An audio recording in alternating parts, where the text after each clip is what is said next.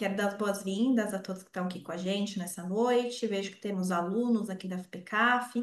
Bem-vindos e que também bem-vindos àqueles que também que não são da FPCAF, ainda não são alunos. Bom, meu nome é Raquel, eu sou uma das coordenadoras de pós-graduação. Estou compartilhando esta sessão aqui com o professor Luciano Pérez, aqui ao meu lado, e também com o nosso palestrante, professor Diogo Carneiro. Essa, na verdade, acho que não é ciência de todos, é a segunda sessão de uma iniciativa que nós pensamos aqui na FPCAF, de trazer um workshop sobre o orçamento base zero, entendendo aí que essa é uma demanda significativa de profissionais que atuam com controladoria, contabilidade em empresas de todos os portes. A primeiro webinar, acho que aconteceu em junho, quando foi? Me ajudem aí. Maio, março, fevereiro. Foi em março, eu acho. Esse foi o primeiro webinar, né? Já aconteceu há alguns meses e tentamos aí fazer caber em 1 hora e meia, mas nós temos um excelente docente aqui com a gente, professor Diogo, super didático e também gosta de falar e fala muito bem. E aí a gente pensou em fazer essa segunda etapa para dar sequência em algumas temáticas que acabaram ficando pendentes naquele momento, para completar aí o nosso ciclo de aprendizagem no orçamento base zero. Então, acredito que alguns estiveram conosco naquele momento e acompanharam o workshop. Quem não pôde estar conosco ou não ficou sabendo que esse workshop ocorreu, ele está gravado, ele ficou gravado, inclusive disponível lá no canal do YouTube da FPCAF, e este também ficará. Antes de passar a palavra aqui para o professor Luciano, primeiro, nós combinamos aqui de falar sobre 3 cursos, assim como nós fizemos no nosso primeiro workshop. Nós combinamos de falar sobre 3 cursos lato sensu de longa duração que nós temos aqui na FPCAF e que tocam na temática de orçamento como um todo, mas também um orçamento base zero. Eu gostaria de falar brevemente sobre o MBA Controller, que é um dos cursos que está sob a minha coordenação aqui na FPCAF, que é um curso bastante voltado para um público mais executivo. É um curso generalista em que a gente passa por disciplinas e eixos de conhecimento voltados à contabilidade gerencial, contabilidade financeira societária, planejamento tributário, finanças, e que tem também uma parte bastante significativa, bastante relevante, voltada ao desenvolvimento de soft skills, então habilidades de liderança, gestão de equipes, gestão de conflitos. Convido vocês a conhecerem o programa no site da FPCAP. Estamos com um processo seletivo aberto, inclusive para turmas do segundo semestre de 2025. E com isso, eu passo então a palavra para o professor Luciano para dar as boas-vindas aí também. Bom, obrigado, Raquel. Antes de mais nada, desejar a todos boas-vindas aqui a esse nosso evento, né? Eu não estive presente no evento anterior, né? Então estou aqui, na verdade, recentemente como coordenador. E aqui no âmbito desse evento, então, à frente da pós-Cefin, né? Que é nossa pós-graduação em Contabilidade, Controladoria e Finanças, e do MBA Contabilidade e Finanças. Como a Raquel colocou para vocês, pessoal, então nós estamos aí com o processo seletivo aberto, né? Aqueles que tiverem interesse, né? O, o assunto de hoje tem relação com os nossos cursos. Convido vocês para verificarem o nosso site. Estou enviando aqui para vocês no chat, tá? Enviei o link onde está disposta todas as pós-graduações. Então, além dessas nossas que estamos promovendo aqui hoje, existem algumas outras ali que vocês também estão convidados a verificarem, né? Caso seja do interesse. Bom, então, conversando um pouquinho aqui sobre os cursos de pós, começando pelo Cefin, ele é um curso que ele visa uma progressão de carreira. Então, se vocês têm aí, né, necessidade de aprimorar os seus conhecimentos, ele dá uma base técnica muito boa aí nas áreas de contabilidade, controladoria e finanças. Então, ele acaba sendo um pouco mais generalista, né, atendendo a essas 3 áreas. O MBA Controller, desculpa, o MBA Contabilidade e Finanças, ele já inclui um pouco mais de soft skills. Então, ele visa aprofundar aqueles conhecimentos quando você já está num nível um pouco mais elevado de carreira, né, num nível ali de gerência. Você tem necessidade de aprofundar os seus conhecimentos e desenvolver um pouco mais essas habilidades, né, soft skills. É um curso bem indicado para você. O Cefim atualmente, né, nessa próxima turma, ele vai ser selecionado em dois formatos. Então, temos o formato presencial, que ele ocorre aos sábados, e o formato MOB. O formato MOB, ele acontece como a gente está fazendo aqui hoje, né? São aulas virtuais síncronas, ou seja, o professor está ali, né, disponível no momento em que vocês estarão presentes ao vivo, mas de forma online, né? E o nosso MOB ocorrerá nas terças e quintas-feiras. O MBA Contabilidade e Finanças, ele ocorre na modalidade EAD. O nosso EAD da FIPCAF, ele tem, né, um diferencial de que existe a possibilidade de aulas ao vivo, mas vocês não têm a necessidade de acompanhar no momento em que elas ocorrem, tá, pessoal? Então, não consegui acompanhar uma aula em determinado momento, a gravação fica disponível e vocês podem assisti-la no momento posterior. Talvez até a Raquel queira aprofundar sobre o formato, o momento que vai ocorrer os cursos, até volta a palavra para a Raquel, pro MBA Controller. Obrigada, professor Luciano. Sim, o MBA Controller ele será ofertado em dois formatos, no presencial e no EAD, né, equivalente à modalidade em que é ofertado o MBA Contabilidade e Finanças EAD, que o Luciano acabou de comentar. Eu acho que são os pontos principais. O presencial talvez seja interessante, serão aulas às terças e quintas, das 19h30 às 22h30. Aqui na FPCAF, aqui na sede da FPCAF, para quem estiver em São Paulo. Bom, então eu acho que é isso, né, Raquel? Sobre a apresentação do curso. Agora a gente foca aqui no nosso conteúdo da palestra de hoje. Até deixo para você aí ou passar a palavra para o professor ou já apresentá-lo. Pode, vai com você, Raquel. Eu quero, acho que, primeiro de tudo, agradecer o professor Diogo mais uma vez por estar aqui com a gente, por ter aceitado esse desafio de falar de orçamento base zero e aí em dois espaços de tempo bastante restritos. Mas a primeira sessão foi excelente, a gente teve um feedback muito bom do público e eu tenho certeza que vocês irão gostar bastante também dessa nossa segunda sessão. E deixo o convite aqui também, né, para caso queiram aprofundar na temática, aprofundar na temática, inclusive com o professor Diogo, que venham conhecer os cursos da FPCAF. O professor Diogo, ele é professor de graduação e de pós-graduação aqui na FPCAF e também atua como consultor. A FPCAF também tem uma área de projetos, uma frente de projetos e de consultoria, emissão de pareceres. Acho que aproveitando, Diogo, se você quiser comentar um pouquinho sobre a área de projetos, acho que a gente fez isso na última, mas acho que vale pontuar aqui. Já passo a palavra para você. Maravilha. Então, boa noite, já noite aqui, né? Nesse friozinho paulistano. Muito obrigado a todos pela presença. Obrigado, Raquel. Obrigado, Luciano. Nossos colegas aí já viu bastante uns nomezinhos conhecidos aí de alunos. Coloquei até meu fundo aqui da sala de aula que é para a turma matar a saudade já da, da nossa ilustre FPCAF, né? O pessoal já está entrando em férias, mas aí fica aquele gostinho, né, de que está na faculdade ainda. Coisa de brincadeira aqui, mas vamos seguir, né? Então, a Raquel já começou com o nosso momento merchandising aqui, então vou nesse mesmo embalo, né? Para quem não sabe, então a FPCAF a gente atua também fortemente com essa, além de ser uma escola de negócios bem conceituada, né, e super renomada aí nesse aspecto de ensino, né, então a gente também tem essa nossa abordagem aqui de aplicar esses conhecimentos que a gente passa para vocês em sala de aula lá na prática, né, resolvendo os desafios aí que as empresas têm, que as organizações possuem. Então a gente tem uma ampla experiência aqui, tanto em empresas privadas quanto em órgãos públicos, de levar esse conhecimento na prática. A gente costuma separar essas abordagens em três grandes nichos, né? Os estudos técnicos, laudos, né? Que são algumas coisas específicas que a gente usa nosso conhecimento para poder apurar tirar dúvidas, fazer cálculo, entregar documentos, né? A gente tem nossos pareceres técnicos e que a gente emite a nossa opinião fundamentada com o nosso peso aí, né, de ser, da responsabilidade de quem ajuda a elaborar as normas da contabilidade do Brasil.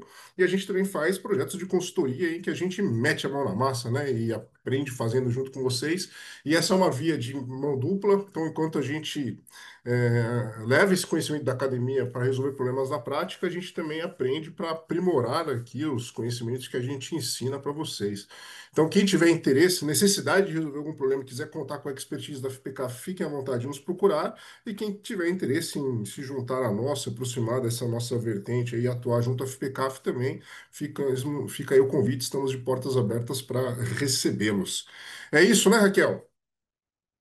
Então, feito aqui o nosso momento merchandising, né, a gente vai aqui para o nosso conteúdo aqui da aula de hoje. Né? Aula de hoje não, né? Ao costume, né? Da nossa apresentação de hoje, nossa sessão de hoje. Né? Então, para isso, eu já vou aqui utilizar aqui, preparei uma apresentaçãozinha de slides para me ajudar, né? Que vocês já devem estar enxergando aí na tela de vocês também, né? Então, eu sei que tem o Edmar aqui, né? O pessoal que é craque nesse negócio de apresentação, vão me perdoar aqui a apresentação de estilo professor, mas a gente faz o que pode, né? O importante é a gente conseguir referenciar, transmitir aqui o conhecimento e ter esse conhecimento sendo transmitido de maneira lógica, concatenada, sistemática, para que vocês possam entender, né? Poder acompanhar esse raciocínio, desenvolver esse conhecimento junto com a gente e sair daqui com alguma coisa bem sedimentada, bem fundamentada, né, para que possa ser utilizada aí na prática. Então, vocês já estão vendo aí o orçamento base zero,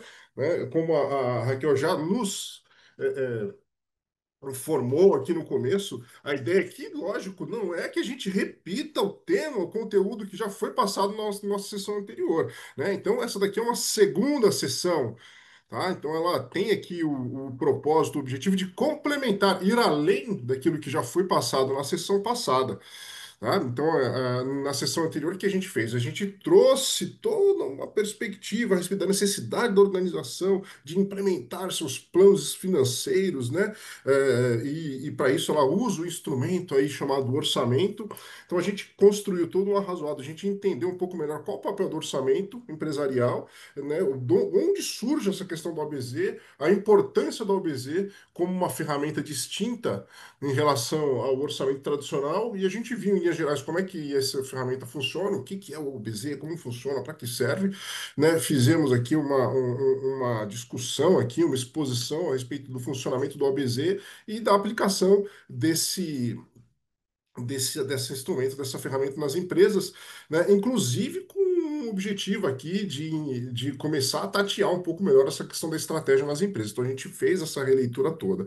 A ideia aqui, então, ela vem até com esse subtítulo que não havia na primeira sessão, né? A gente vai abordar um pouquinho mais aqui a questão procedimental, no sentido de como fazer mesmo, como tocar um OBZ aí na empresa de vocês, nas organizações de vocês. E vamos pensar um pouquinho aqui nas aplicações dessa ferramenta. Tá? Então, em função disso aqui, eu vou fazer uma releitura até alguns assuntos que eu já tive discutindo recentemente em outras abordagens, sobre justamente. Eu vou pegar especificamente esse ressurgimento do OBZ como uma das principais, ou talvez, não diria principal ferramenta de orçamento que a gente tem, que a gente usa hoje, porque a maior parte das empresas a gente sabe usa o orçamento tradicional, mas que vem despontando aqui como, de fato, uma nova, uma ferramenta que vem sendo muito usada e de uma maneira bastante distinta daquela que surgiu lá no início do ABZ lá atrás. Então a gente vai entender por que que esse instrumento aqui ele se tornou algo tão valioso hoje em dia, tá? E como fazer essa nova aplicação e essa utilização do orçamento base zero no contexto atual, não aquele OBZ que a gente aprendeu nos livros ali, né, já todos ali desbotados lá dos anos 70, né? Então a gente vai pensar aqui no OBZ aqui, versão 2.2, né? 2. Já 2020, né? 2015, de lá para cá, que é uma coisa já super moderna, super contemporânea. Então a gente está aqui na vanguarda do conhecimento, no estado da arte, para trazer de fato o que tem sido discutido aí no topo aí das instituições que versam de fato sobre esse tipo de assunto. Tá? Dito isso, então.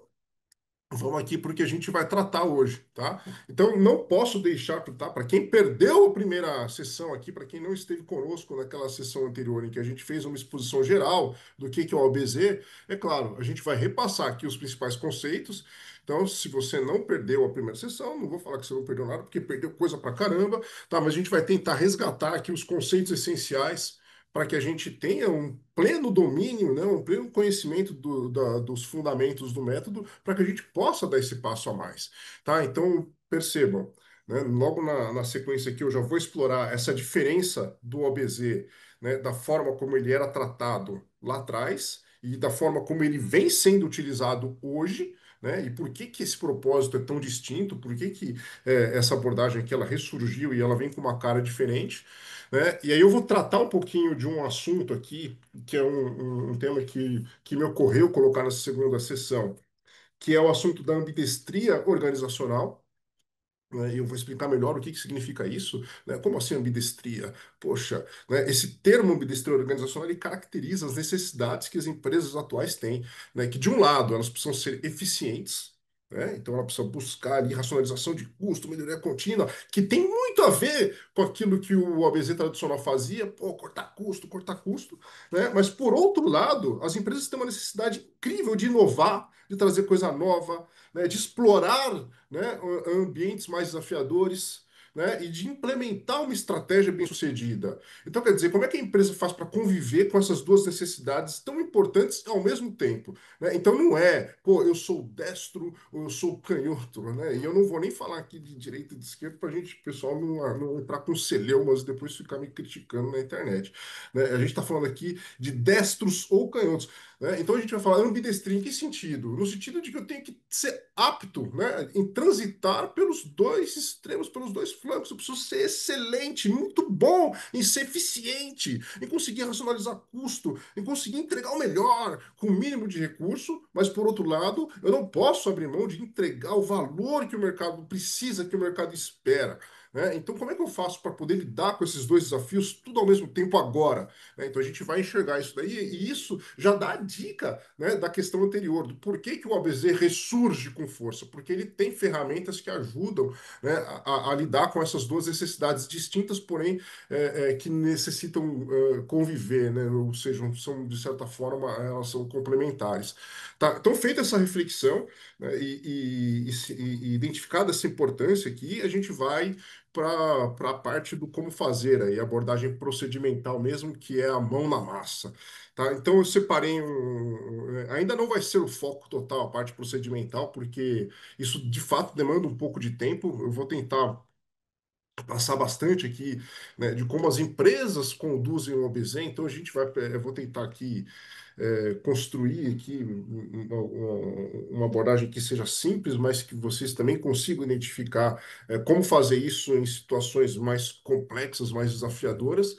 E aí, no final, a gente vai começar a discutir aqui dicas, né? O que fazer, o que que não deve fazer, tá bom? E aí a gente, em tudo dando certo, né, Raquel? Vou tentar falar correndo aqui, né? Eu tentei, falei, pô, vou fazer poucos slides dessa vez para sobrar mais tempo para a gente debater. Aí no final ficou um monte de slides, então resta ao apresentador correr, né? Eu já falo rápido, mas eu vou tentar falar de forma clara.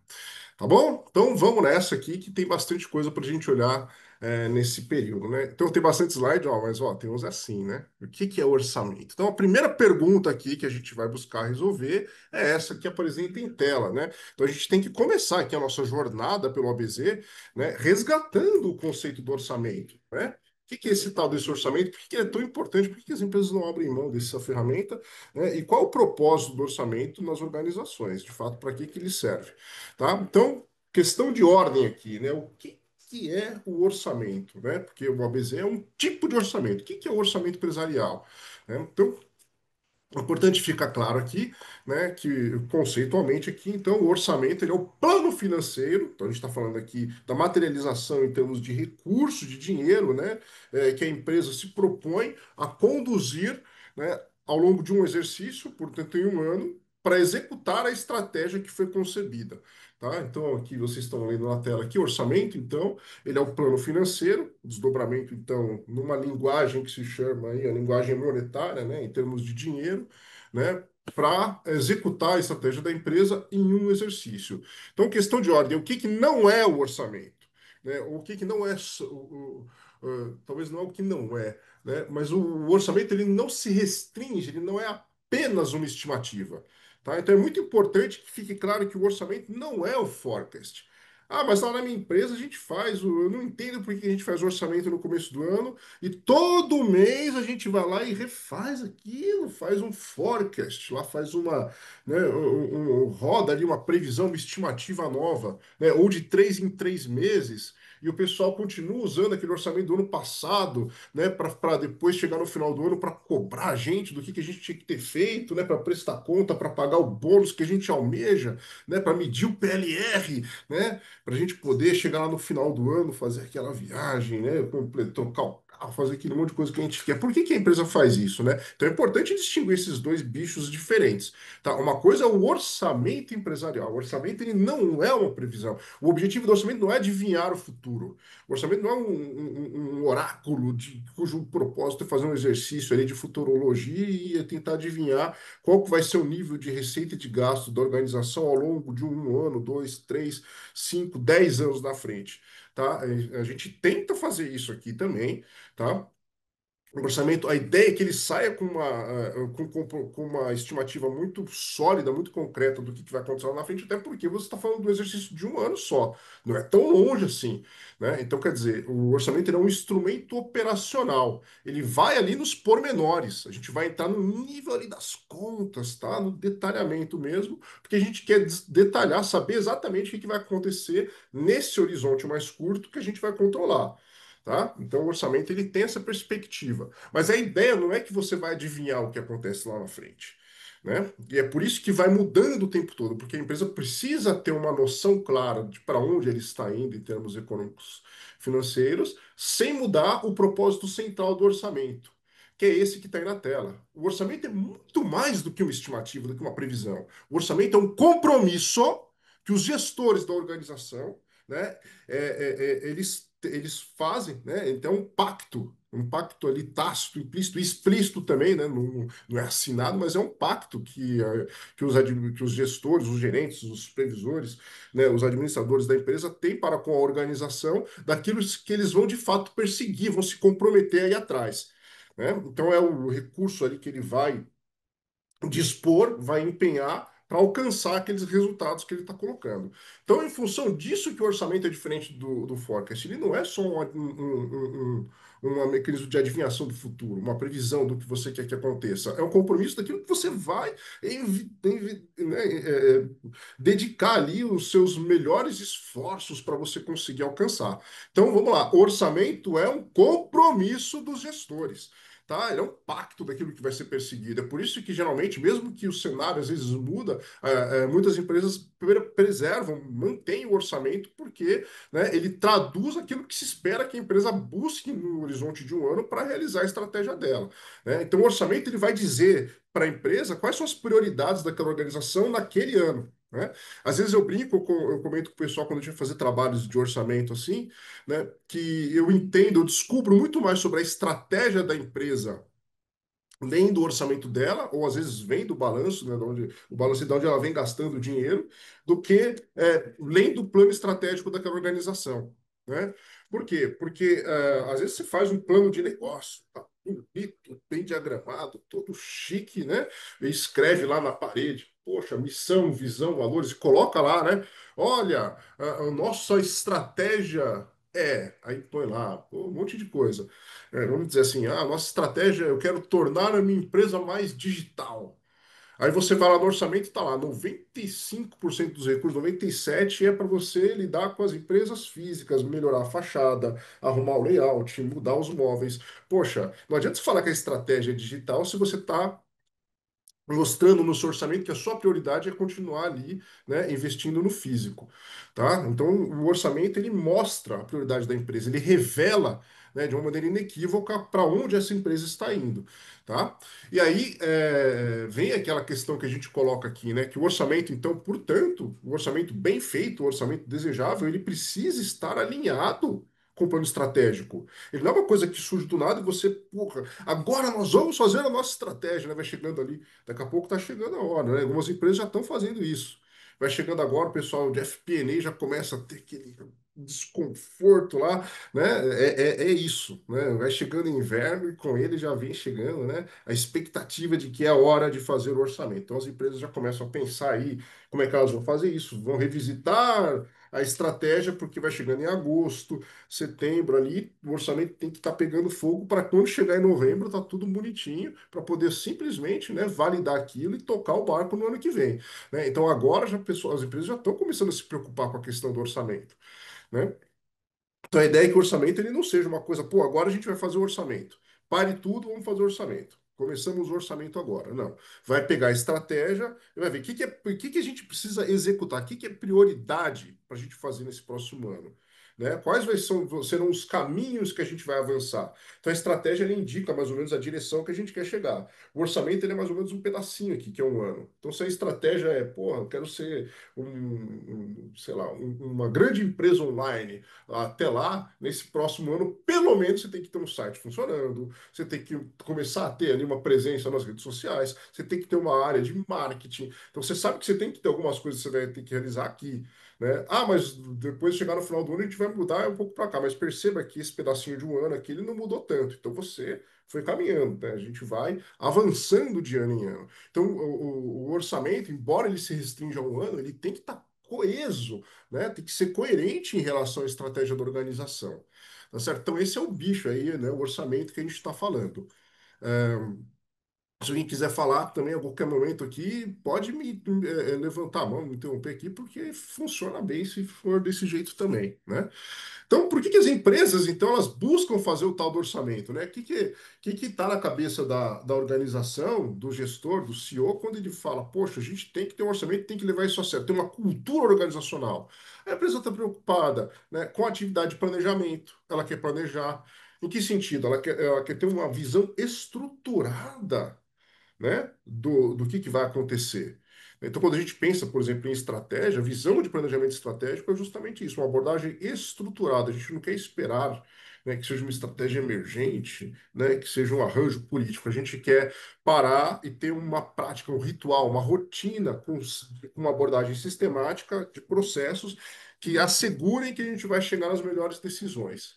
Né? Então, o orçamento, ele de certa forma, ele é um conjunto estruturado aqui de passos que a organização vai dar, né, e vai seguir, vai percorrer, que buscam otimizar a sua gestão, no sentido de, né, criar condições, né, que vão promover uma decisão ótima, né, ou a melhor decisão possível. Então a gente tem essa questão aí de você ter processos que levem, que melhorem, né, o processo de tomada de decisão. A gente vai aqui, né? Então, ó, a gente sabe que o ser humano é ruim aqui de tomar decisão se ele deixar para tomar essas decisões aqui, né, pelo que vem do estômago. Então, eu peguei um livrinho aqui do nosso ilustre Daniel Kahneman, Prêmio Nobel de Economia de 2002, né, Rápido e Devagar, um best-seller. Nesse livro aqui, ele fala lá, né, pra gente, olha, ser humano, se for tomar aqui decisão aqui de qualquer jeito, ele é levado pelas heurísticas, né, pelos vieses cognitivos. Então, você ter a oportunidade de planejar, pensar, amadurecer o que você vai fazer, usando informação de qualidade,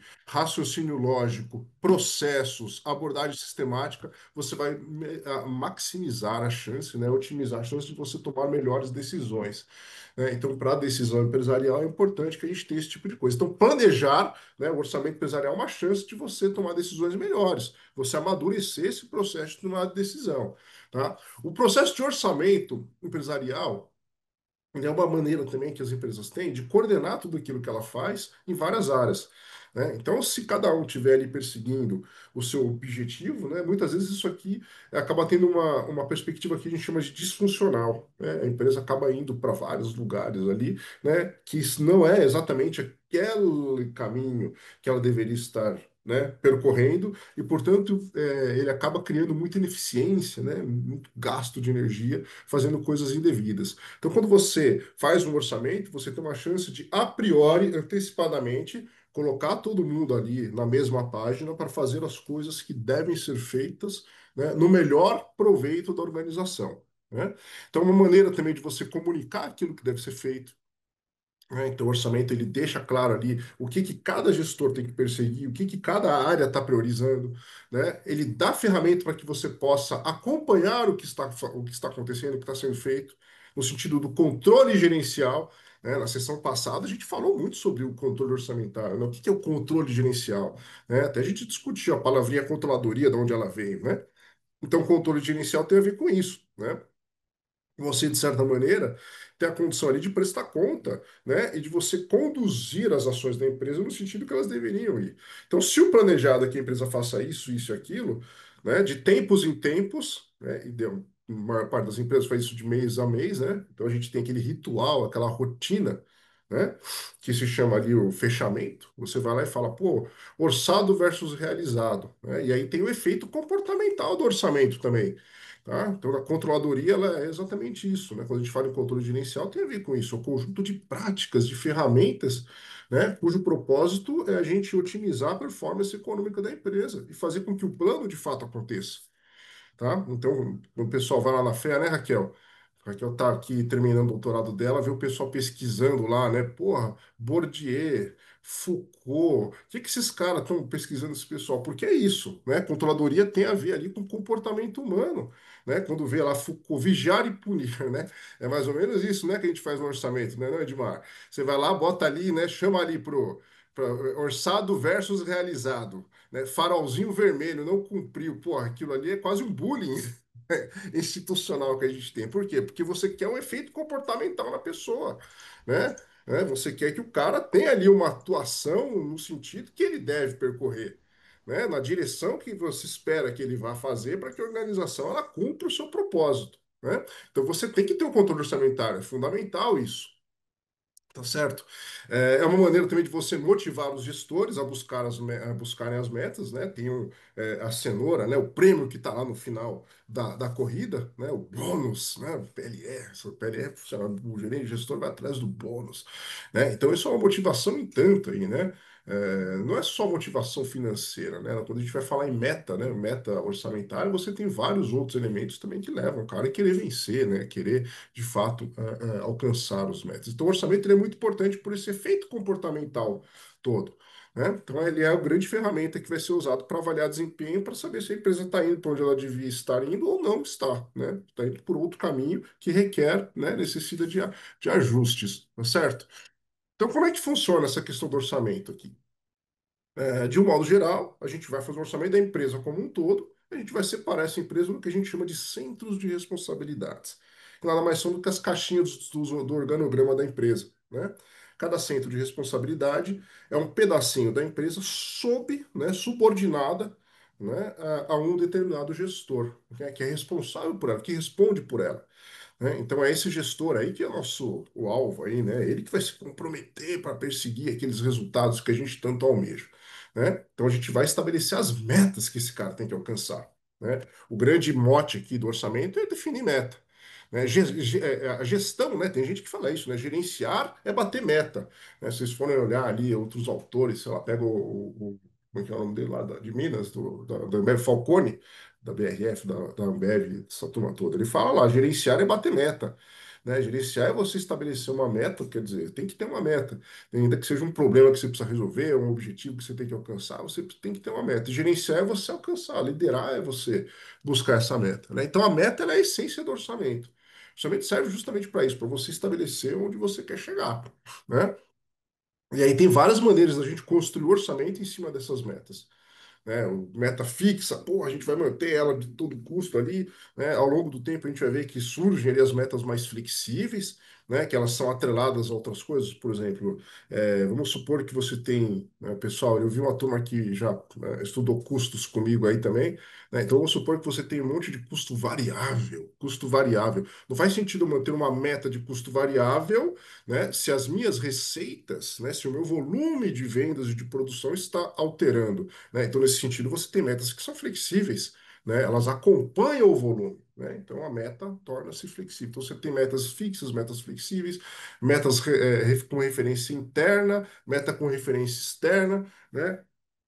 metas que são estabelecidas em termos de participação da empresa, né? Top-down, a gente vai lá do topo ali da nossa pirâmide, né? Da hierarquia da organização.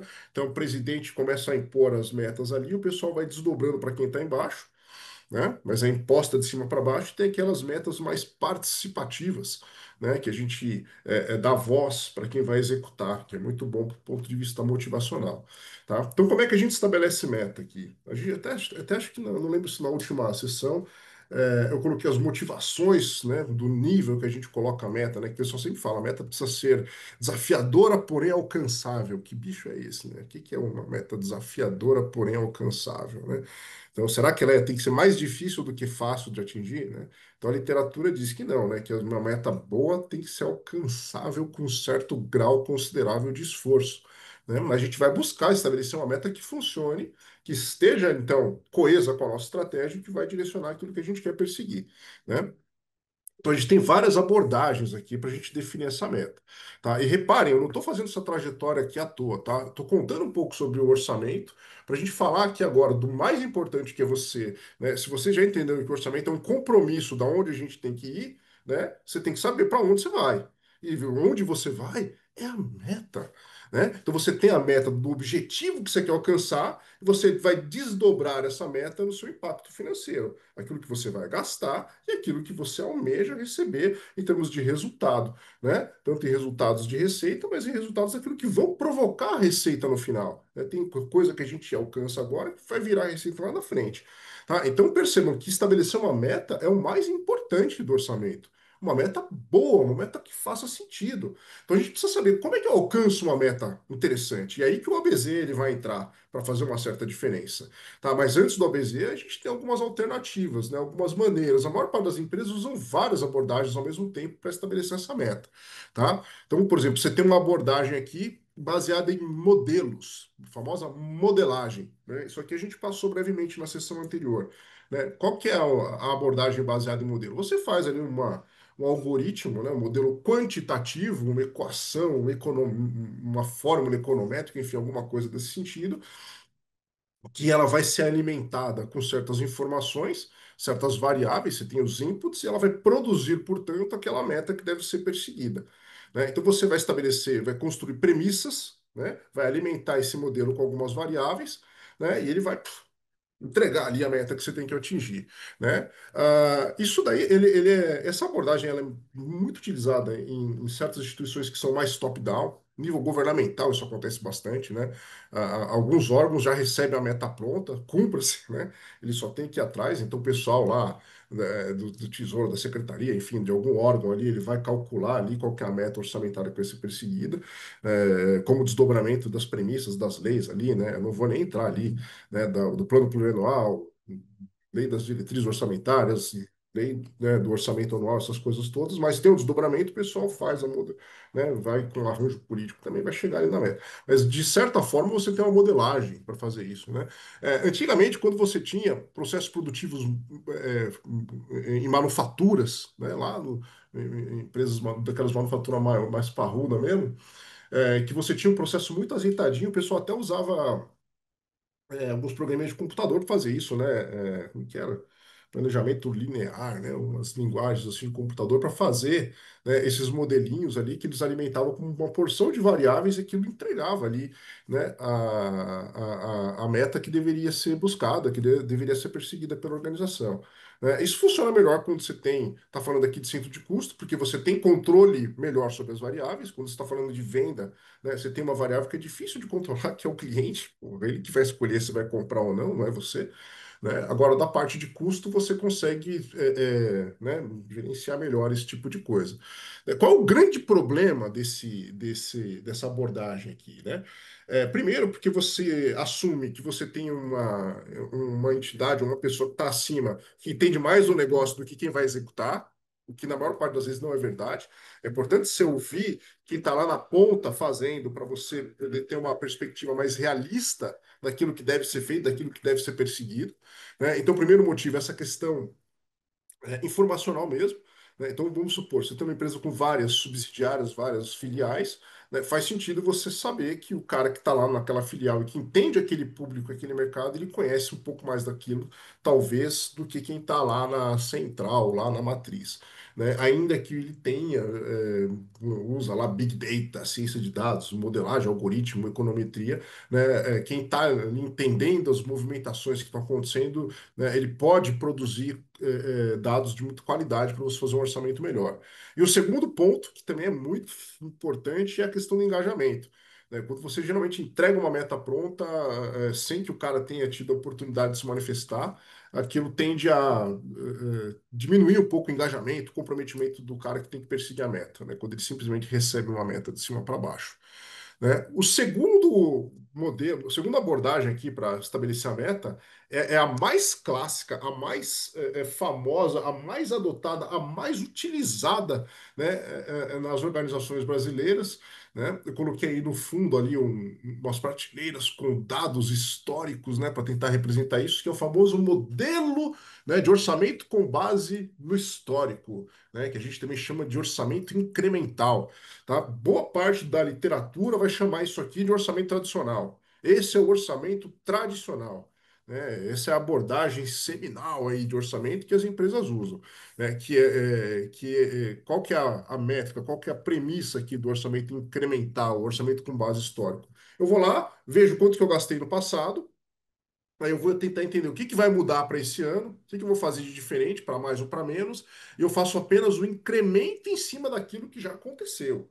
Né? Então é só por isso que ele tem esse nome de modelo incremental, porque você vai, né, vai alterar só aquilo que muda, só aquilo que é incremental. Né? Então, isso aqui é a segunda abordagem aqui. Né? Então, ele é muito famoso, ele é fácil de explicar, né? Por isso que ele é tão popular assim.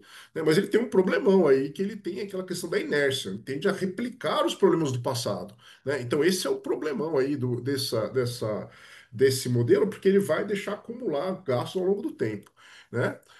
Aí a gente tem as metas negociadas, vou começar a falar um pouco mais rápido aqui, porque senão vai azedar aqui o nosso tempo. Né? Mas a meta negociada aqui ela é barganhada de fato entre as partes.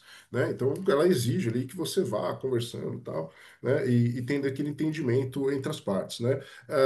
É legal para motivação, porque o cara, porra, ele faz aquela meta junto com a organização, então ele se sente o pai, o dono da meta e vai perseguir aquilo com mais ênfase, com mais vontade, porque foi ele que fez, é o pai da criança. Mas o problema é que, porra, toda rodada que você tem de fazer crítica e melhoria, você requer um tempo, né? Então isso costuma ser lento, trabalhoso, né? Oneroso para a organização. Esse é o principal ponto frágil da empresa, né? E aí vocês já perceberam aqui que a maior parte das empresas elas usam as três abordagens ao mesmo tempo. Né? A maior parte das empresas que elas fazem, ela usa algum modelo para fazer uma base do orçamento que ela vai trabalhar, ela aplica algum incremento em cima ali para poder verificar o que que vai mudar em relação ao que vem acontecendo no passado, e existe um certo nível de barganha entre as partes para poder definir o nível que vai ficar no final. Né? Então, essas abordagens que eu apresentei aqui, essas três abordagens, elas não são antagônicas, assim, né? Elas não são excludentes, mutuamente excludentes, elas não são opostas, elas podem e elas costumam conviver, né, na maior parte das empresas. Alguém você pode perguntar. Eu vou passando aqui enquanto faz a pergunta. Pode, Sou eu, vai me professor. perguntar. Oi, tá me ouvindo? Então, assim, Edmar, rapidinho, tá? Uma pergunta aqui, uma dúvida que me surgiu. No orçamento incremental, que o ponto de partida de várias empresas é o histórico, eles partem do histórico do ano anterior, como funcionaria no caso de uma startup que está no primeiro ano e que não tem dado histórico, mas ela quer seguir com o orçamento, por exemplo, para 2026? Como seria, como se daria esse modelo? excelente pergunta, né? E, inclusive, aí a gente, nesse tipo de situação, Edmar, como eu falei, elas costumam usar as três, né? Ela usa um pouco o feeling do que está acontecendo, mas ela vem para esse cara aqui, né? Ela vai para a primeira, que é a abordagem por modelo. Né? Inclusive, boa parte das iniciativas governamentais, agora é um bicho diferente, é o oposto, né, da startup, mas ela também sofre, né, desse mesmo problema de não ter histórico. Né? Por exemplo, quando você tem, eu vou construir uma linha de metrô, né? Ou vou fazer um empreendimento novo. Você tem as famosas modelagens, que às vezes é um bicho gigantesco. Então você começa a modelar. Você usa premissas, né? E é a mesma lógica que a gente usa para fazer planos de negócio, né? Então, por exemplo, quando você tem um empreendimento muito grande, você faz uma modelagem enorme para você chegar nesse orçamento.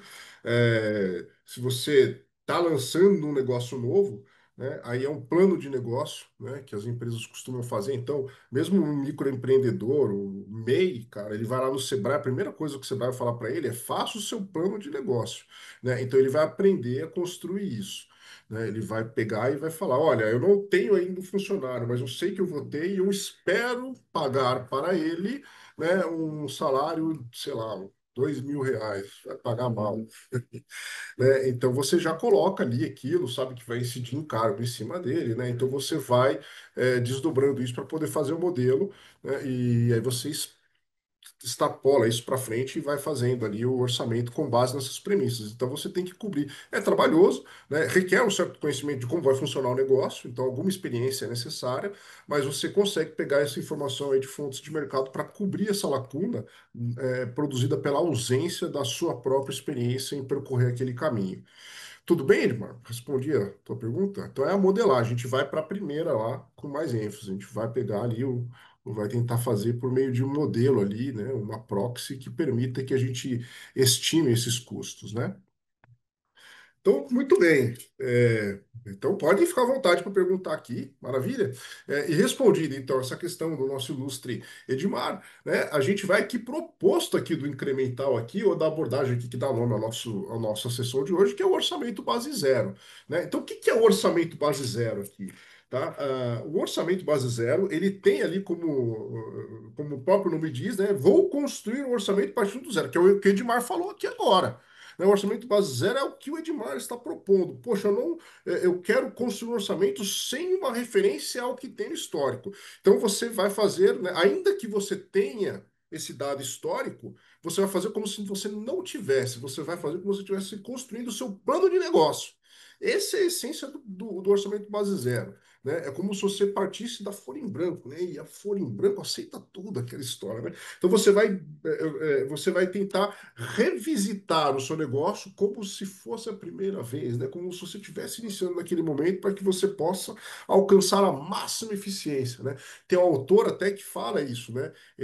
Alguns autores, inclusive brasileiros, eles vão falar o seguinte: olha, o orçamento base zero, ele caminha muito próximo do custo padrão, que você vai tentar estabelecer padrões de, que traduzam a eficiência operacional da organização, né? Então, a ideia aqui do orçamento base zero, em função disso, é justamente cortar custo, né? É você cortar. Então, assim, o orçamento base zero ele não é propriamente novo, né? Eu vou falar um pouquinho mais dessa questão histórica, mas ele surge lá em 1960. As primeiras pessoas, tem gente que fala que pô, o pessoal já usava coisas parecidas com o orçamento base zero no governo norte-americano em 1964, 65 e tal.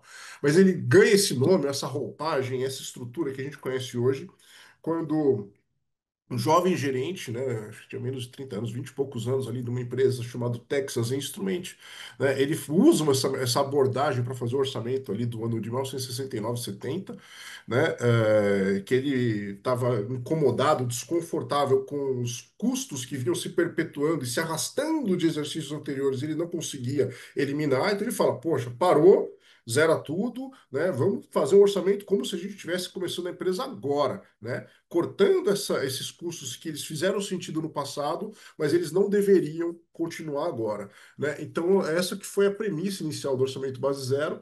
Então, foi feito nessa empresa, ele acabou mandando um artigo para a Harvard Business Review, uma revista bastante prestigiosa, e isso fez um barulho na época, né? Virou um artigo seminal da empresa até agora. O cara lançou livros, né? E o orçamento base zero, em larga medida, ele decorreu daí, né, com um foco muito forte na eficiência e na racionalização dos custos.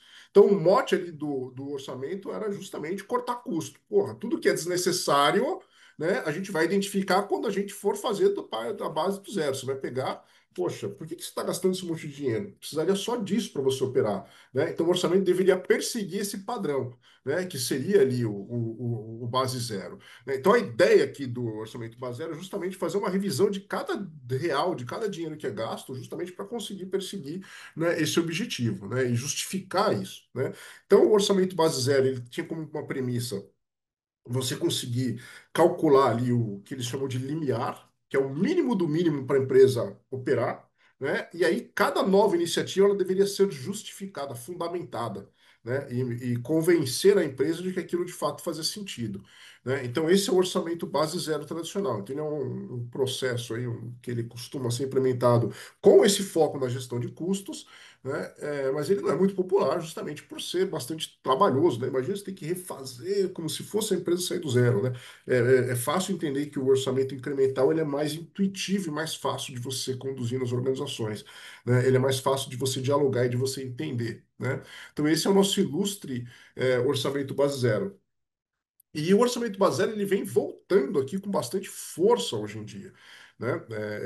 Justamente com essa pegada. E como a gente tem muita empresa, fundos de private equity, venture capital, né? Ou muitos processos de M&A, né? Então essas siglas, né? Então M&A, fusões e aquisições, né? Como essas siglas vêm permeando aí no nosso vocabulário, você tem muitas empresas comprando umas às outras, né? Quando elas fazem esse tipo de operação é natural que elas queiram um resultado melhor, né? Então elas estão de olho ali em potencial de enxugar custos, né? E de ter uma rentabilidade maior, né? E quando eles entram nas empresas, o que eles vão fazer? Para tentar eliminar toda a ineficiência, né? E revelar a verdadeira rentabilidade potencial das empresas, o pessoal tem entrado com essa metodologia do orçamento base zero, né? Ele ganhou muita fama quando ele foi usado no processo da Ambev.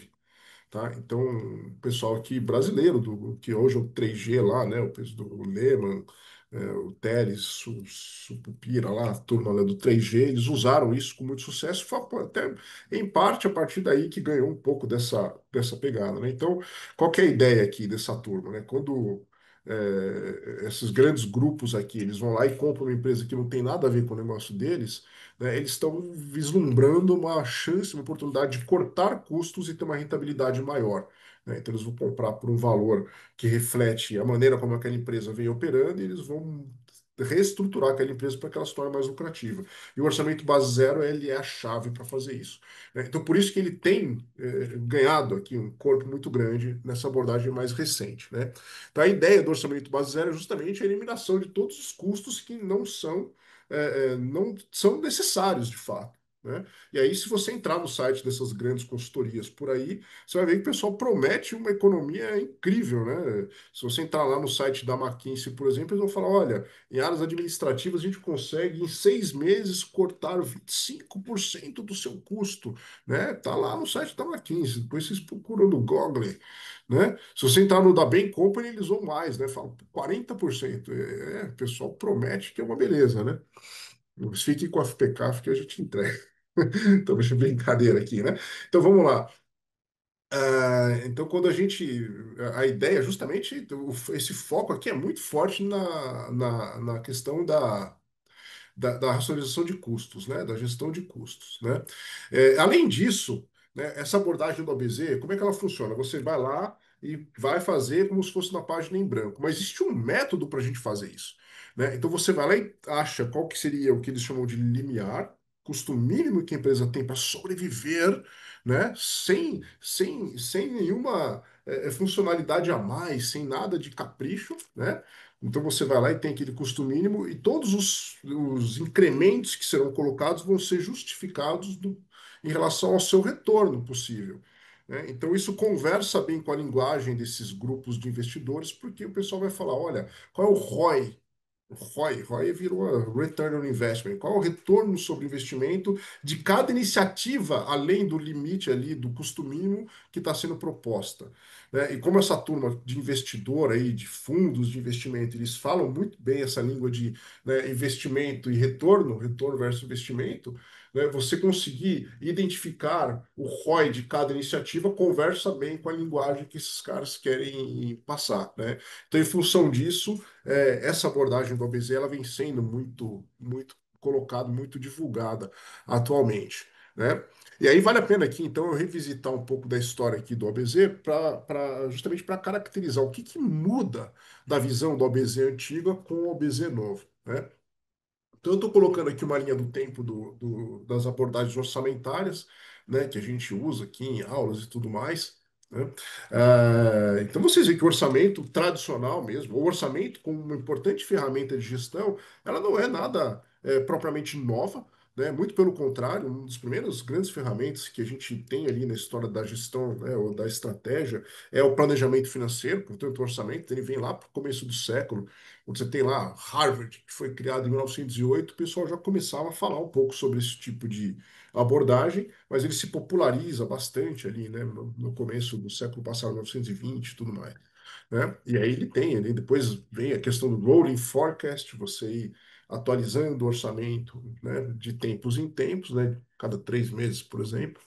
Mas em 1970 você tem essa abordagem do orçamento base zero com foco ali na eficiência, na gestão de custos, né, na racionalização, na eliminação de desperdício, justamente para você aumentar a rentabilidade das empresas. Esse que era o grande foco, né? Então você tem ali a evolução, o orçamento flexível, quando você tem ali o final dos anos 80, 90, surgimento do custeio baseado em atividades, né? Ou até a preponderância da atividade como principal, né, vetor de geração de valor pelas empresas, né? Então vocês vão lembrar aí que no final dos anos 80, né, tem esse livro ali, no final dos anos 70, começo dos anos 80, né, o Michael Porter revoluciona a história da estratégia lá, né? Então esse aqui é um clássico, vantagem competitiva, né? Cada tantas páginas que se abre tem essa figurinha aqui, que é a cadeia de valor da empresa e a atividade, atividade. Então, tem aqui o, né, orçamento baseado em atividades, como criar vantagens competitivas, né, revelar valor das empresas,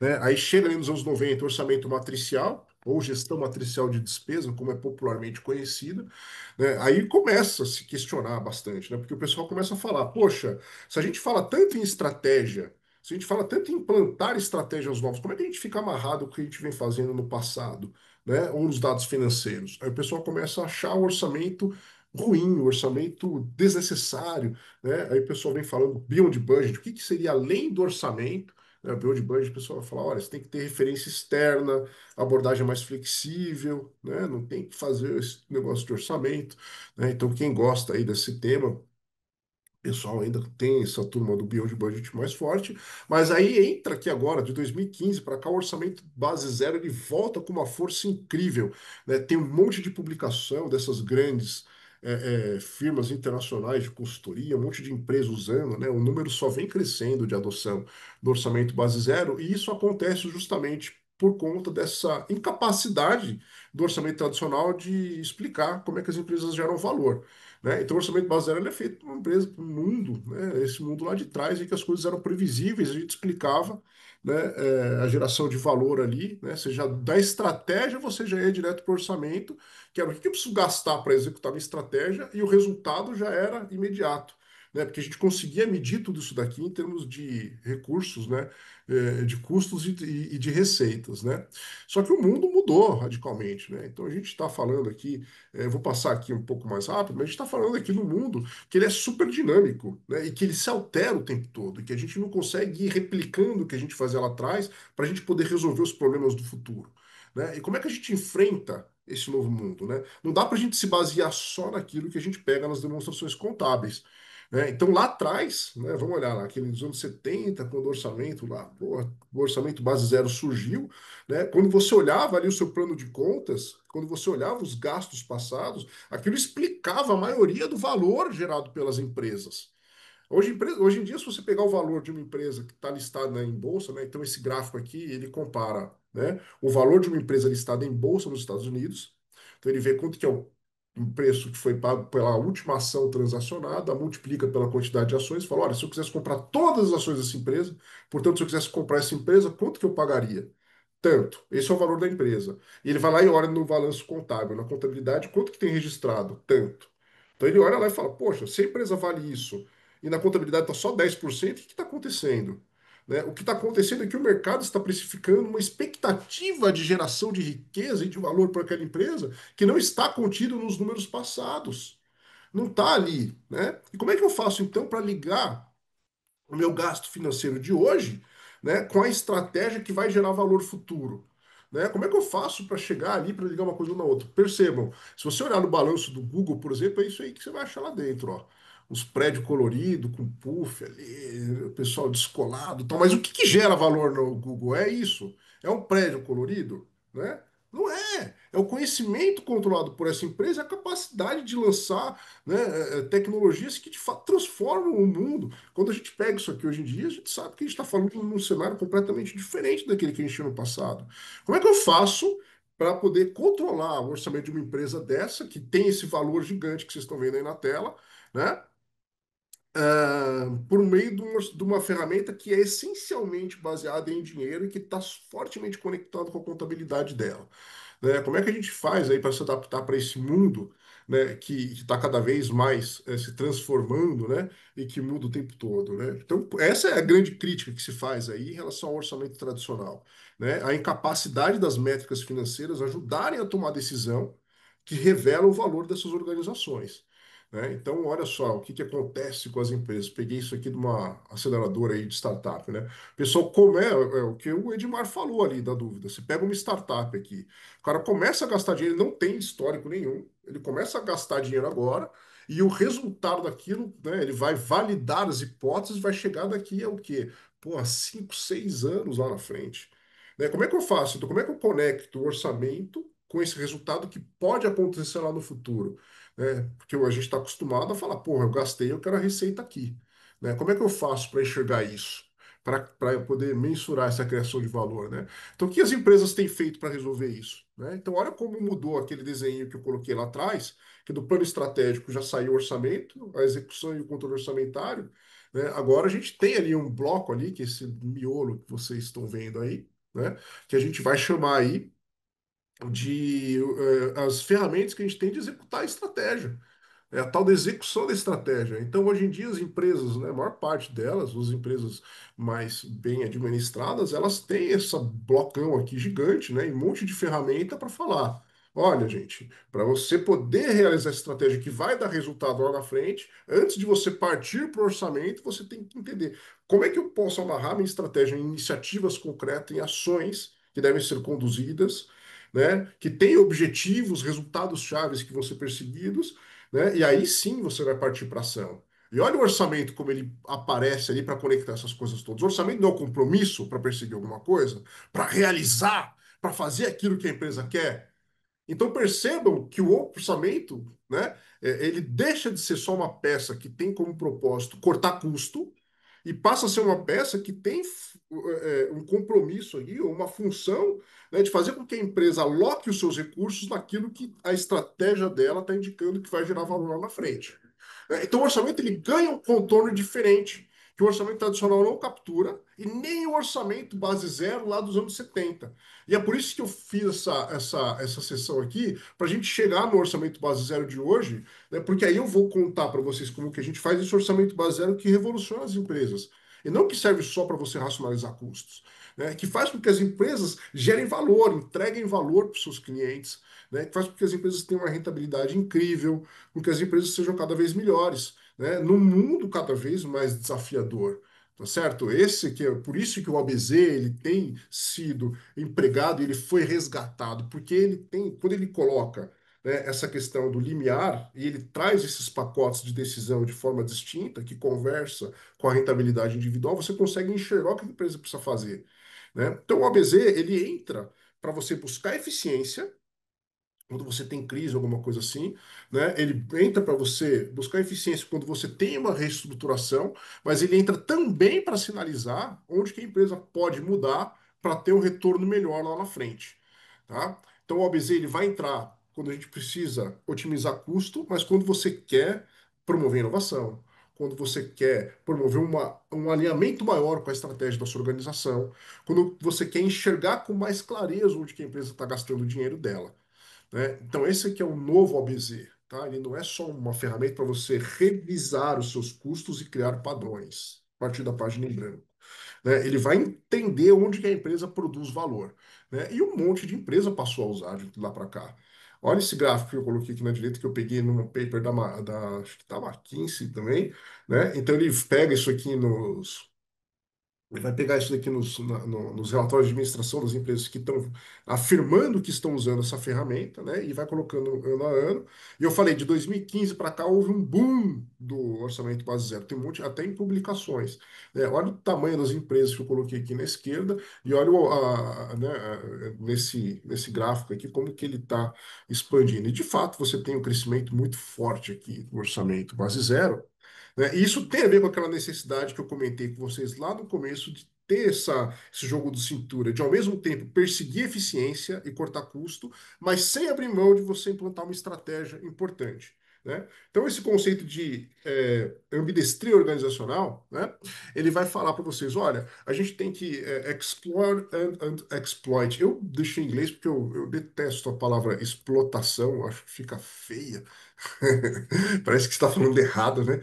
Então, exploração e explotação, né, na tradução, né? Mas o sentido de explorar na literatura, né, ou na original, seria o seguinte: olha, a empresa, de um lado, né, ela precisa estar nesse mundo VUCA, olhando iniciativas inovadoras, perseguir novos mercados, o famoso oceano, né, o oceano azul, que o pessoal vem falando, né? Você sempre tem esses termos de best-seller. Eu gosto, compro um monte aqui e leio, né? Mas você tem lá que perseguir o Oceano Azul, tem que lançar produtos inovadores, né? Olha lá, inovação disruptiva, que está escrito ali, né? Então tem que implementar essa estratégia aí para você criar valor no longo prazo, né? Olhar o que está acontecendo, tem que ser flexível, mas ao mesmo tempo a empresa tem que estar ali, ó, né? De olho ali, porra, com a cinta apertada, sem gastar dinheiro, sem desperdício, senão a empresa quebra, porque o outro faz melhor.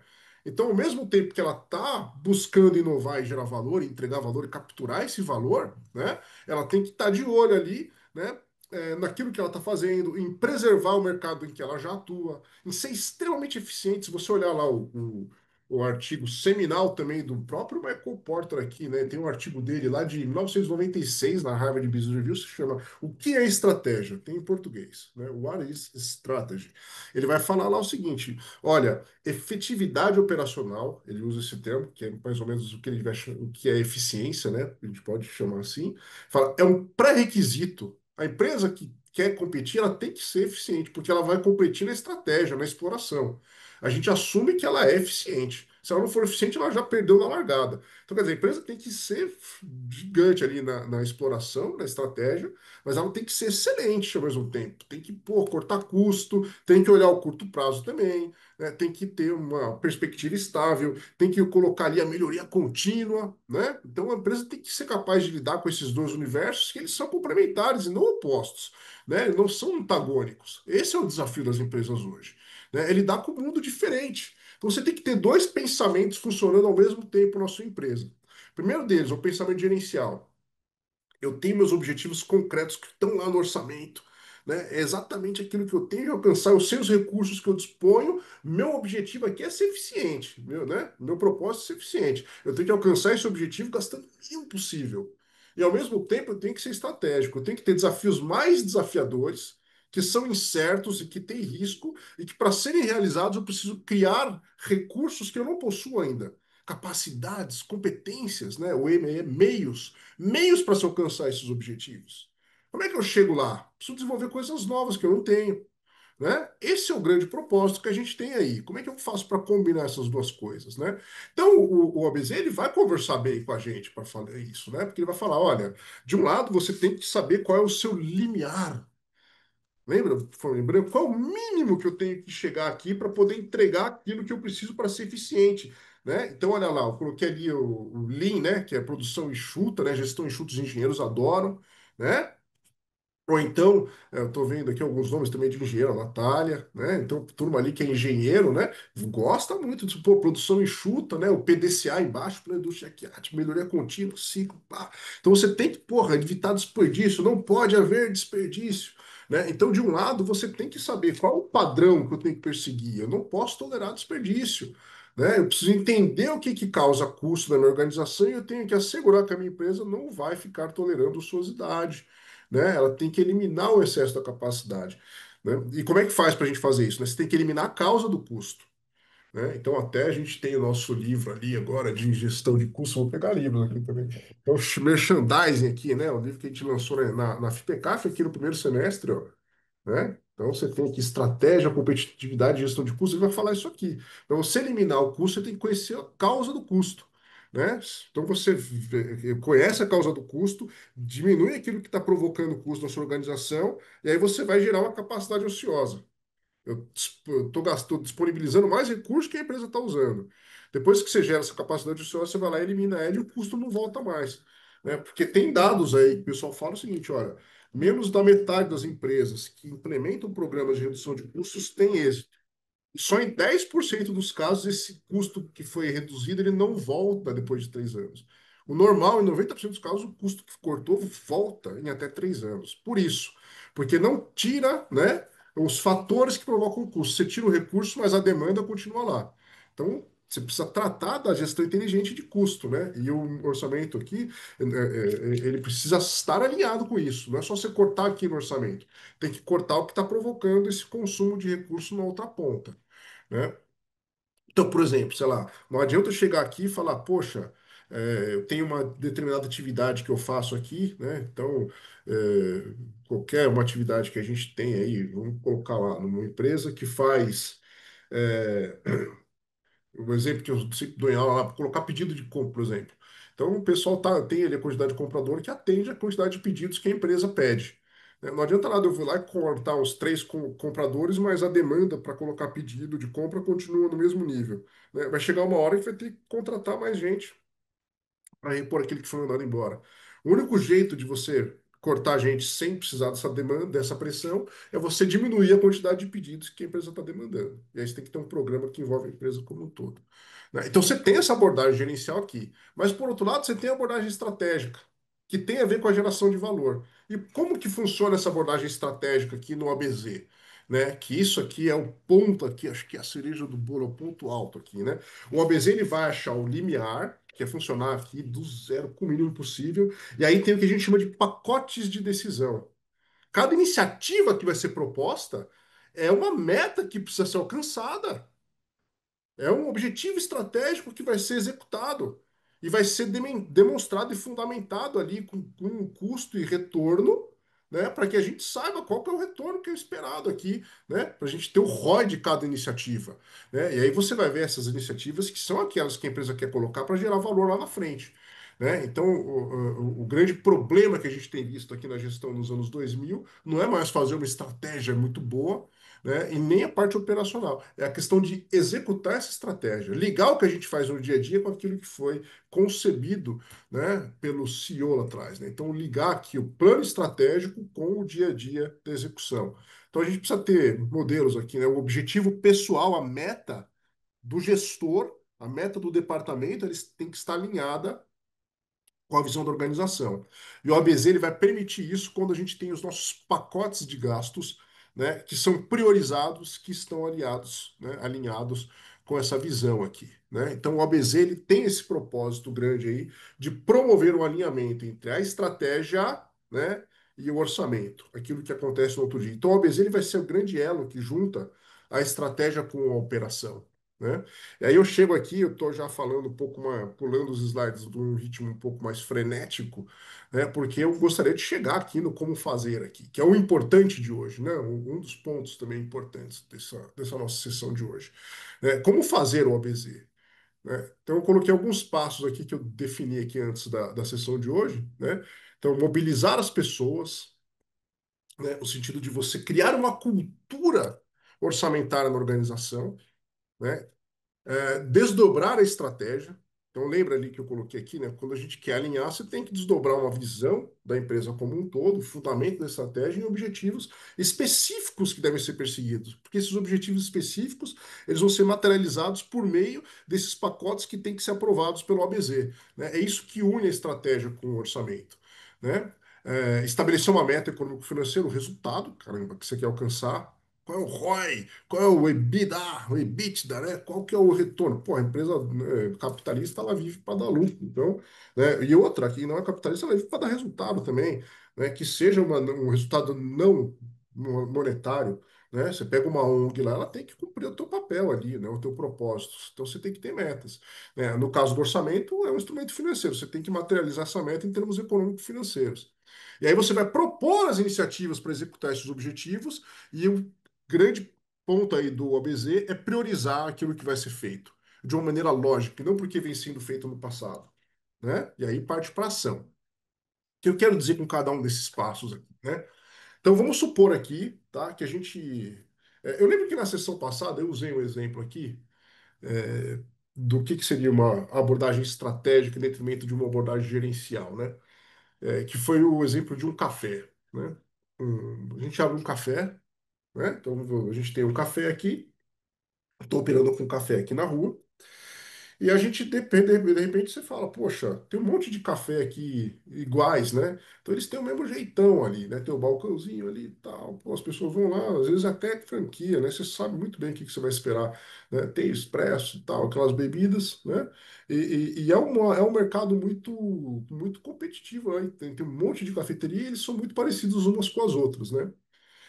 A abordagem gerencial a gente sabe qual que é, né? É você fazer o básico bem feito, você entregar o café que você precisa, né, a um custo ali que você seja significativamente inferior ao valor entregue, portanto, aquilo que as pessoas estão dispostas a pagar para você, né? E para fazer isso você tem lucro. Então você quer entregar o café, ter a receita ali, ser muito eficiente, fazer isso a um custo mais baixo e ter lucro, né? A abordagem estratégica não. É você começar a buscar coisas diferentes que vão capturar mais valor. Entregar um café especial lá, né?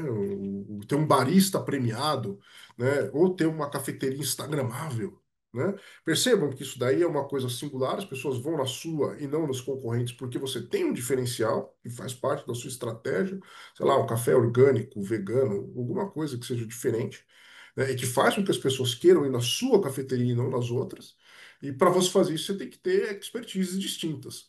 Por exemplo, se você quer ter uma cafeteria lá instagramável, você precisa saber de decoração, saber mexer no Instagram, na internet, essas coisas todas, né? E assim sucessivamente, né?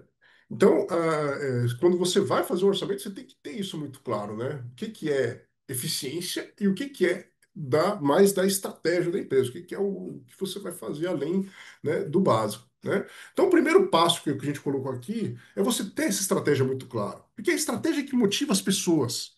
Né? A estratégia é importante porque, porra, é o que faz as pessoas terem entusiasmo para ir atrás, né? E outro, o ABZ, ele é uma prática de desapego, né? E as pessoas têm apego. Pô, eu construí essa área, esse departamento aqui, como é que eu vou mandar o pessoal embora? Pô, me acostumei aqui a lidar, né, meu dia a dia com essa estrutura que eu tenho aqui, como é que eu vou fazer com menos, né? Então você tem que romper isso lá, e é muito duro para as pessoas. Então a primeira parte da visão orçamentária é você tentar mudar a mentalidade, né, sobre, pô, o que que eu posso cortar, né, da mentalidade do que eu preciso. Por que eu preciso ter isso? Por que eu tenho que gastar recurso nisso aqui? Né? Então é diferente, porque você começa a pensar, né? Aquele questão do. Até eu gosto dos livrinhos aqui, dos best-sellers, né? O que que é essencial, né? Essencialismo, né? O que que é o básico? O que que você precisa de fato ter para você ter a sua performance ali, né? Então, esse aqui que é uma mentalidade que você precisa cultivar na sua organização. O segundo passo é desdobrar a estratégia. Né? Então, a empresa tem que desdobrar isso. Isso não faz parte do orçamento, geralmente ela faz antes, mas se não tiver feito, isso tem que ter feito, porque a meta desdobrada, ela é condição essencial para que o orçamento seja feito. Não dá para você ter um orçamento de um lado e as metas desdobradas em outro. Uma coisa tem que conversar com a outra. Porque a meta desdobrada que vai gerar um objetivo específico que vai ter que ser executado e que vai virar um compromisso que vai custar dinheiro. Então você vai alocar recursos para fazer ele, né? Então uma coisa tem que conversar com a outra, tá certo? Então esse ponto aqui ele é extremamente importante. A meta ela tem que estar desdobrada e os objetivos específicos aqui eles têm que ter essa aplicação aí, né? Aí você vai analisar os gastos da empresa, né? Analisar os gastos é fundamental porque aí você pode usar essas metodologias, né? Olhar isso aqui, ver direcionador de custo, para você entender qual é o mínimo que eu preciso ter para operar. Né? E reparem que a gente vai chegar no que a gente chama de limiar. Limiar é o mínimo do mínimo. Né? E aí você vai olhar os gastos para analisar a missão de cada área. Às vezes você identifica um monte de área em duplicidade. né? Um monte de coisa aí que a gente tem, né? Que você tem o potencial aí de você eliminar organizações, né? De você eliminar as áreas que a gente tem aí. Né, quando você vai entender a missão das empresas, mas você tem que enxergar o gasto, né? Então, quer dizer, o limiar, você tem que fazer uma análise em relação ao risco e benefício, né? Porque às vezes o limiar ele é abaixo do básico bem feito. O limiar é o mínimo do mínimo para você fazer. Entendeu? Então, assim, porque você começa com aquele risco que eu tô, você pega uma determinada área, que nem, sei lá, financeiro. A empresa consegue viver sem uma contabilidade, sem uma controladoria? Consegue. Só tendo uma contabilidade pagando, até consegue sem contabilidade nenhuma. Só que repare que é sempre uma análise de risco e retorno. Se você não tem contabilidade nenhuma, provavelmente você não está pagando imposto. O risco que você fechar rapidamente é altíssimo. Então você já sabe que alguma contabilidade você tem que ter. Né? Aí você tem que analisar isso. Aí vem aqui, qual que é o mínimo que eu preciso para rodar? Às vezes é pior do que o básico bem feito, né? Mas aí você começa a analisar, pô, qual é o mínimo que eu preciso para colocar? Porque o limiar é isso, é você tentar desapegar, né? E aí você vai entrar aqui na análise dos pacotes, que é o que a gente quer, né? Você vai estabelecer a meta, você sabendo como que é a estrutura de gasto da empresa, vai estabelecer a meta, e aí vai cada área, e aí vem essa parte que você envolve a empresa. Porque aí cada departamento vai ter que propor as iniciativas que ele tem que conduzir para realizar, né? Para fazer o básico bem feito, para entregar o valor que a empresa espera entregar, né? E para poder, de fato, executar a estratégia. E cada iniciativa dessa tem que ser muito bem fundamentado. Então, como é que funciona na prática isso, né? Na nossa empresa ali, no nosso café, porra, o básico é você ter ali as maquininhas que entregam o café e vai fazendo, né? Aí você fala, pô, mas eu precisaria ter pelo menos um banco melhorzinho aqui. Pare que isso aqui é o básico, né? O mínimo não é nem banco bem feito, porra, nem vou botar banco. Vou vender o café no balcão. Aí você fala, não, vou botar uma mesinha aqui. Aí você já tem que analisar quanto você espera vender a mais porque você tem um banco. Né? E vai começar, você vai falar, mas você vai perceber que tem um monte de coisa que é imprescindível, tem algumas que são muito importantes e algumas que são legais para você ter, mas não são tão necessárias assim. Né? Então, cada departamento ele vai levar aquilo lá que ele imagina, né? Ou que ele definiu, que entrega valor e que está associado com a estratégia da organização. E aí tem o processo de você priorizar o que deve ser feito. Então, esse é o grande lance aqui do ABZ, né? Você acha o limiar. O limiar é puramente buscar eficiência, buscar o padrão. Muitas vezes é quase inatingível. É você gerar o desapego. E aí, para cada dinheiro gasto, você vai ter uma discussão se aquilo é importante ou não. Né? Então, tem coisa que não tem dúvida que tem que ser feito, né? Dentro da organização. Pô, colocar uma mesinha ali para o cara sentar, né? Agora, outras, será que eu deveria, sei lá, colocar uma banda tocando aqui no meu café? Porra, não faz sentido. Então, é esse tipo de coisa que a gente tem que analisar. E aí, num processo, né, tradicional aí de OBZ, como é que isso funciona nas empresas, né? Cada área vai fazer ali PowerPoint com animação, chama lá o Edmar para fazer a apresentação, né, faz bota trilha sonora. Cara, é o momento que você precisa expor a tua ideia e mostrar que dá retorno, que tem ROI, que dá resultado, que a empresa precisa, porque é uma necessidade ambiental, porque senão vai ter risco, né? Tem que ter convencimento. E para isso funcionar na empresa é importante que essa decisão seja colegiada e não individual. Por quê? Porque isso já vem lá do OBZ tradicional de 1970, do Peter Peer. Você tem que ter o convencimento dos pares. Porque senão você fica com a visão do gestor, do que ele vai querer implantar ou não. Então você vai lá, porra, tem o básico. Aí eu chego e falo, na minha área de produção, eu estou na área de contabilidade aqui. Eu não quero ter só o fiscal. Eu quero fazer relatórios da controladoria para entregar. Porra, se você quer relatório de controladoria, né? Então você tem que me convencer de que esses relatórios, né? E a gente na FPCAF tenta convencer o povo o tempo todo de que relatórios de qualidade, com informação boa, elas levam a melhores decisões. Né? Então você vai falar, pô, então quer dizer que além de uma contabilidade fiscal, eu preciso ter uma contabilidade societária, e além da societária, eu preciso ter uma gerencial. Ó, você precisa mostrar isso aqui. Que além do básico, você quer ter, né? Às vezes isso aí é só o básico bem feito. Ter uma controladoria boa é o básico bem feito. Mas você precisa colocar isso aqui, porra, beleza, é muito importante. Então você vai construindo, né, as suas pilhas de gastos, né, até você chegar no momento. Vai chegar uma hora que acabou o recurso. E aí o pessoal vai ter que votar as iniciativas que vão ser, de fato, priorizadas e que vão ser conduzidas naquele exercício. Esse é o lance do orçamento. Então percebam como partindo da folha em branco no base zero, né? Então vocês perceberam que o zero do orçamento base zero não é o zero de verdade.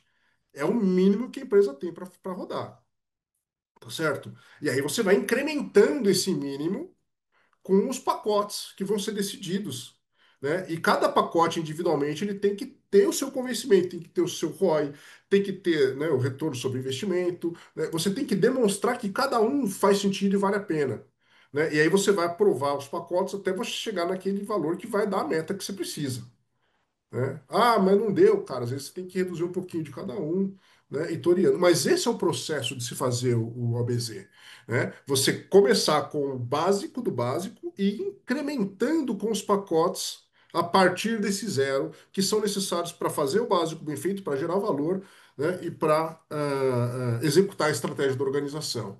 E é por isso, meus amigos, que o ABZ ele tem sido tão utilizado pelas empresas hoje em dia, né? Porque além dele promover a gestão de custos, que a gente viu, ele ajuda as empresas a se adaptarem para um mundo difícil. Porque se ela precisar, por exemplo, chegou a Covid, né, cortar custo, ela consegue saber o que que é menos prioritário ali naquela escala de iniciativas que ela está colocando, ela sabe onde que ela vai eliminar. Isso já foi consensualizado lá atrás, né? Já é um conceito, já foi combinado. Ninguém vai ficar surpreso quando, porra, essa iniciativa que a gente aprovou lá atrás não vai dar mais para fazer, porque o cenário mudou, né? Então o ABZ ele ajuda a empresa, né? Ele consegue segregar os objetivos específicos, dar número para eles e dar maior flexibilidade para que a empresa consiga, né, executar a sua estratégia. Além de ter essa visão aí do padrão que é você economizar, né? Eu vi que tem uma pergunta aqui sobre quanto tempo precisa, né? Olha, tem muita consultoria ali que fala, e tem paper, né? Que fala que dá para você começar a ter resultado em 6 meses, né? O problema é que o OBZ demora para ser feito. Ele não é uma coisa assim que você faz da noite para o dia, né? Mas eu diria que, tirando o tempo que você leva para fazer um OBZ bem feito, talvez com 6 meses você já consiga ver resultado, sim, né?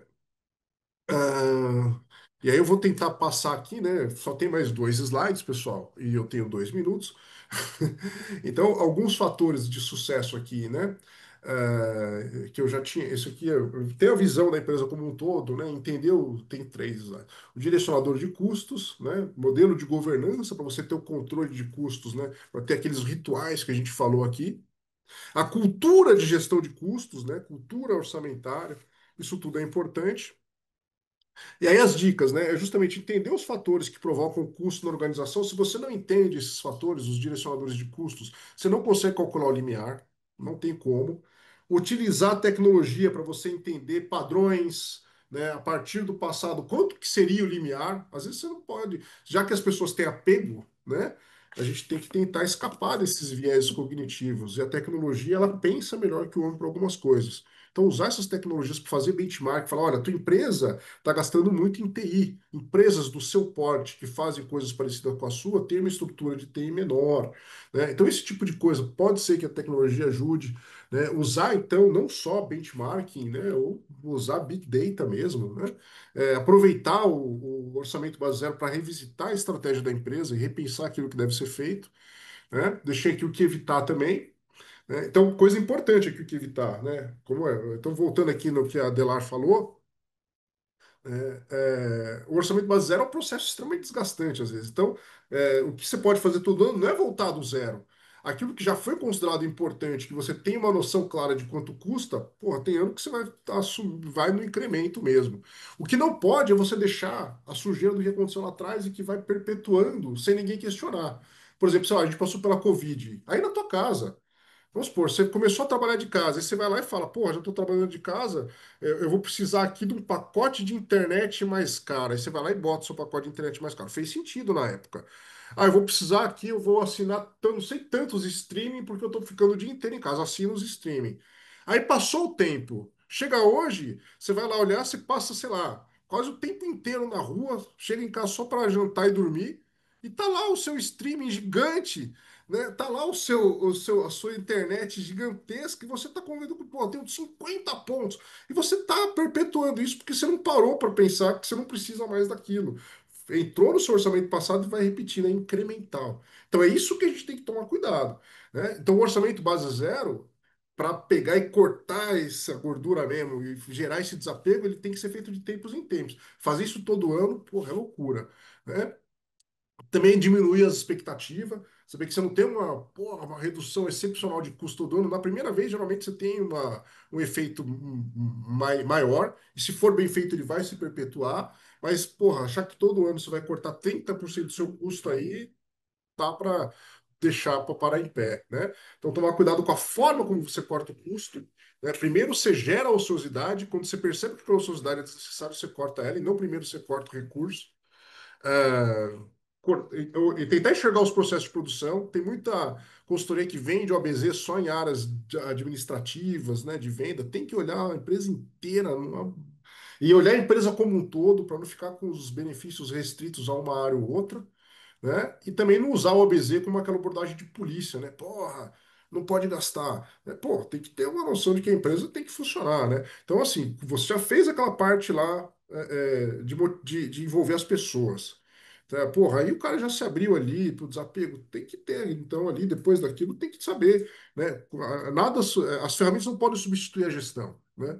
Então, a gestão é sobre pessoas. Então, isso daí é fundamental. Bom, eu comentei aqui, então, esse aqui agora é o último slide, fim, né? Então tem meu LinkedIn aí, meus dados todos. Eu vou disponibilizar esse material para vocês aqui sem problema. E, e aí, só para a gente destacar aqui, né? É claro que a parte pode chegar um terceiro, né, Raquel? Só para como fazer, né? Que eu acho que eu senti que esse passo a passo acabou ficando um pouco conciso, né? Eu gostaria de ter percorrido um exemplo lá, né? Mais ali do começo ao fim para as pessoas entenderem como é que a gente prioriza, então, como é que a gente faz essa votação de qual iniciativa deve ser escolhida e qual não deve ser. Como é que a gente faz isso colegiado? É todo mundo junto, não sai briga de faca, né? Então, quer dizer, a gente tem que ter ordem nesse caos, tá certo? Então, assim, como é que a gente tem que fundamentar isso? Então, você tem que lembrar lá, né, nas disciplinas da FPCAP, a gente tem lá uma matéria chamada Análise de Viabilidade Econômica de Projeto. Geralmente, você vai lá e faz um cálculo para sua iniciativa, vê se tem ali, dá payback, VPL, tier, ROI, calcula, fala, olha, meu empreendimento aqui, ele dá uma tier de 40%, né? Porque se der, ó, tô com um negoção aqui para a gente implementar, tá dando uma tier de 12%. Aí o cara, dono da empresa, vai lá e fala, pô, eu pego meu dinheiro, aplico em Selic a 15, fico vendo Champions. Champions não, é Copa do Mundo de Clubes à tarde. Risco zero, o governo paga, tá certo? Então, assim, você tem que ter essa visão aí de como convencer, né?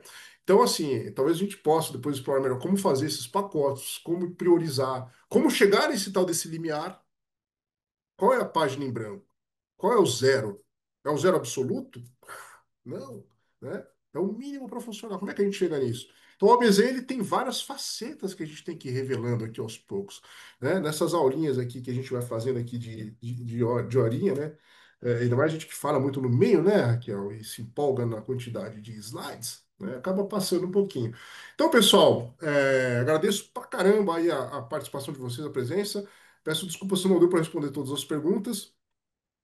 Então, quem gostou, dá o joinha, o like, comentário, né? Não tem? É isso aí. Então, dito isso, pessoal, passo a palavra aqui para os nossos organizadores, coordenadores Raquel, Luciano, fiquem à vontade para tomar a palavra e agradeço muito a participação de vocês. Muito obrigada, professor Diogo. O quórum ficou excelente ao longo da tua apresentação. Você sempre com uma visão, acho que bastante pragmática, né, sobre as temáticas e sobre os assuntos, sobre as possibilidades de implementação das ferramentas de controladoria, de contabilidade gerencial. Acho que isso é bastante importante, principalmente tendo em vista que o nosso público é majoritariamente de profissionais, né? Então, não é à toa que nós continuamos a insistir, e fazer questão da tua presença nesses fóruns. Queria agradecer ao público aqui por estar com a gente e por ter acompanhado aqui, ficado essa 1h30, um pouquinho mais de 1h30 com a gente, convidá-los a entrarem no site da FPCAF e conhecerem os nossos cursos, claro, acompanharem o YouTube, em algum momento a gravação desta sessão estará disponível por lá. O professor Diogo prometeu o material, Então, está anotado. Na outra sessão, nós também mandamos para todos os inscritos, na verdade, para a base de inscritos no evento. Então, ainda, mesmo aqueles que não estiveram com a gente no online receberam, faremos a mesma coisa dessa vez. E é isso. Acho que te agradecer de novo, professor Diogo, pela. E aí, já ficou também um gostinho de quero mais para um próximo, né? Vamos É, ver se conseguimos organizar para o segundo semestre. maravilha, gente, Foi obrigado. E muito começou 5 bom. minutinhos, né? Então, quer Não, dizer, foi vai ótimo, ver. super pontual. E, Luciano, você quer encerrar? Bom, só reforçar, né, aí as palavras. Obrigado, professor, pelo conhecimento aqui nesse momento e por todos os participantes que ficaram aqui do começo ao fim, né, mostrando o quão interessante foi o assunto. Então, de fato, muito obrigado, pessoal. E, né, como foi colocado aí, então estamos com o processo seletivo aberto, consultem nossos cursos. Será um prazer ter vocês, né? Alguns que estão aqui já são nossos alunos, mas vai ser muito bacana ter essa possibilidade de interação mais contínua com vocês.